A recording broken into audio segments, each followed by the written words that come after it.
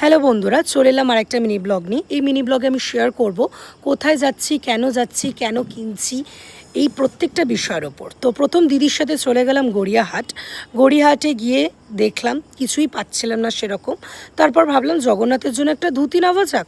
তো অনেক কষ্টে একটা ধুতি পাই, যেহেতু একটু ছোট সাইজের, সেই কারণে সাইজটা ঠিকঠাক পাওয়া যায় না। তারপর ধুতি কেনার পর চলে গেলাম সিটি গোল্ডের ওর জন্য জুয়েলারি নিতে। যদিও সেটা city gold, but in future ও চাইলে আমি ওকে সোনারও তৈরি করে দেবো।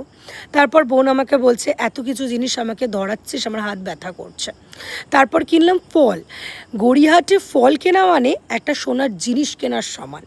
যদিও ফল কেনার পর হাঁটতে হাঁটতে চলে গেলাম হচ্ছে তোমার চাদর কিনতে, সেটা জগন্নাথেরই।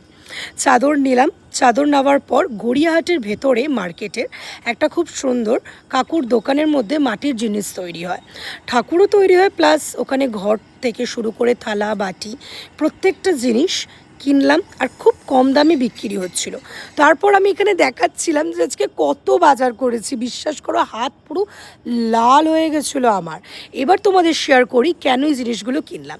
তোমরা সকলেই জানো 11ই জুনে স্নান যাত্রা, আর আমার ঘরে জগন্নাথ আছে, ওকে তো স্নান করাতেই হবে। সো দেখা হচ্ছে নেক্সট ব্লগে।